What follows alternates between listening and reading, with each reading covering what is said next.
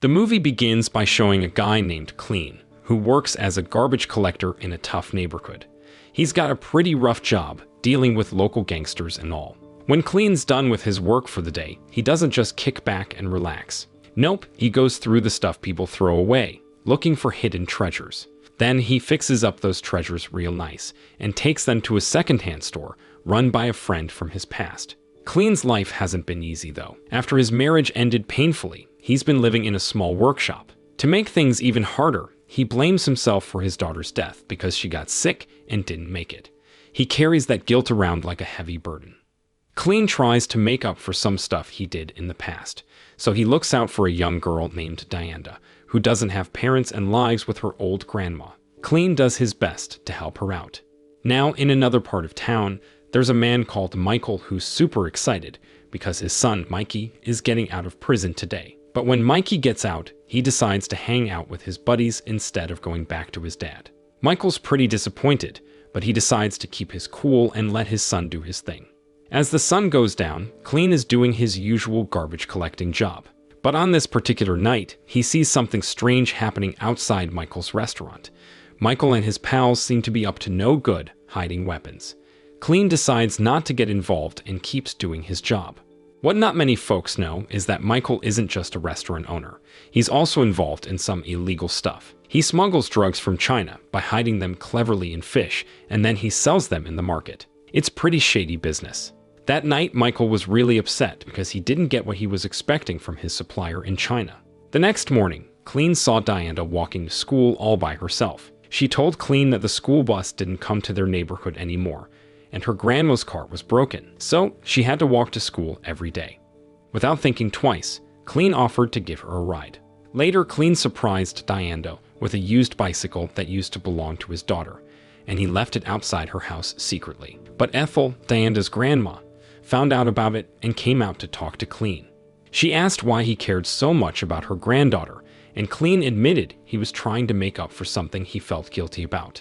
Ethel was touched by his honesty and said he was a good person. Meanwhile, in another part of town, Michael was really angry again. Those Chinese suppliers messed up their deliveries once more, and it drove Michael crazy. He lost control this time and attacked the delivery guy so bad that the guy ended up dead, covered in blood. Mikey, Michael's son, saw the whole terrible thing and was shocked by how cruel his dad could be. Michael was a big shot among gangsters, and he didn't care that he just committed a public murder. That night, Clean was getting ready to pick up trash near Michael's restaurant when he smelled something awful and saw fresh blood splattered around. Curious, Clean decided to figure out what was going on. Just when he was getting closer to the mystery, Michael suddenly showed up behind him. Michael, trying to make up for the mess he caused earlier, offered Clean some money to clean up the gruesome scene. But Clean didn't want to get involved in Michael's dark world, so he said no and went back to collecting trash. One day, as Clean was on his way to work, his car suddenly broke down right in the middle of the road. Then he saw a guy being chased by some really mean-looking thugs. These bad guys cornered the poor guy in a narrow alley and started attacking him. Clean was about to step in and help when one of the thugs snuck up behind him and hit him on the head, knocking him out. When Clean woke up, he was in a hospital bed. A doctor told him that his head injury was serious and he had almost died. The doctor wanted Clean to get ongoing treatment and medicine, but Clean said he just wanted to go home. On his way back home, Clean ran into Diana, who was hanging out with some troublemaking kids from the neighborhood. Clean got worried about her safety and asked her to go home right away. But Diana got mad and said he wasn't her dad and couldn't tell her what to do.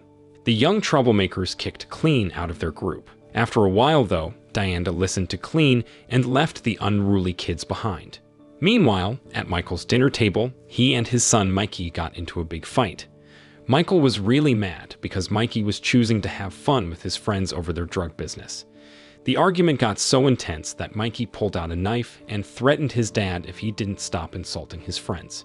That night, Mikey decided to run away from home. At the same time, Clean stumbled upon Diana's bike outside an old, empty house where those troublesome kids hung out. When Clean went inside, he saw something really scary. Diana was being forced to take drugs and drink alcohol, and those unruly kids were harassing her. They were even recording this cruel stuff to show to others. Without thinking twice, Clean fought back with a metal pipe, hitting those bad kids to protect Diana.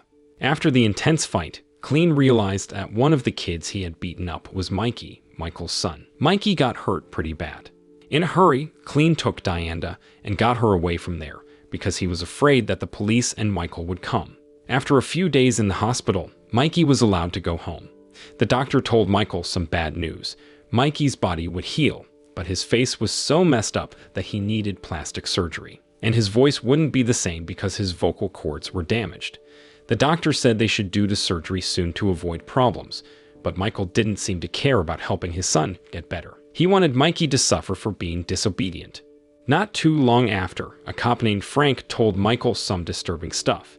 He found a video that showed Clean beating up Mikey, and it made it clear that Clean did it. Michael knew Clean was close to Diana and her grandma, so he told Frank to get rid of them both and bring Clean to him, but alive. This creepy move showed that Michael had some power over the local police, and he used it for his own plans. At the same time, Clean knew that Michael would want revenge for what happened. So, he quickly tried to get Diana and her grandma out of the city to keep them safe from Michael. But they had to stop because they heard police sirens blaring. Clean thought about giving up to protect them, but then he realized that Michael had his people in the police force.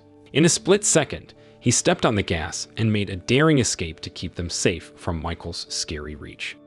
After narrowly escaping from the police, Clean went into a nearby restaurant.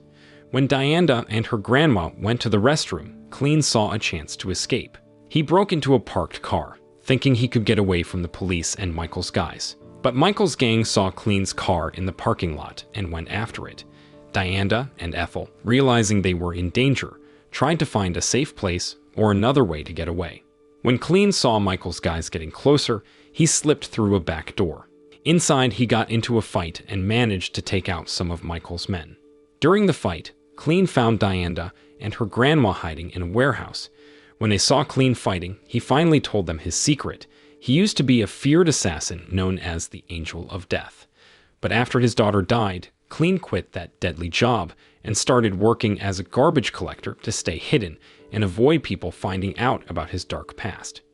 After making sure that Diana and her grandma were safe, Clean went back to his secret place to get some stuff he needed, like money and weapons. Then he went to a friend's store and got the weapons he'd need for the big fight with Michael and his gang. Meanwhile, Frank, who was at Michael's place, told Michael that Clean wasn't just an ordinary guy. He used to be a really scary assassin known as the Angel of Death, famous for being really brutal. Right after hearing this, Michael got a scary call from Clean, saying he was coming over real soon. Michael got his crew together and got their weapons ready for the fight with Clean. At the same time, Clean was getting ready for his mission. He carefully prepared a bunch of special weapons and gear. When everything was set, he took off for Michael's place, driving a regular-looking garbage truck. Out of nowhere, Clean smashed the truck into Michael's huge mansion. The crash made the power go out in the house, but Clean was like a shadow in the dark, taking out all of Michael's guys with ease. So, Clean started looking for Michael, but he got a big surprise when Michael suddenly came out from a hidden spot. They had a really tough fight, but Clean was quick and strong, and he beat Michael so bad that he passed out. Clean was getting ready to finish him off when something unexpected happened. Mikey, Michael's son, showed up with a gun and aimed it at Clean. Michael thought Mikey was going to get revenge by killing Clean, but Mikey surprised everyone by turning the gun on his own dad and shot him. Just when it looked like Mikey was going to shoot Clean too, he ran out of bullets. Clean barely got away from getting killed.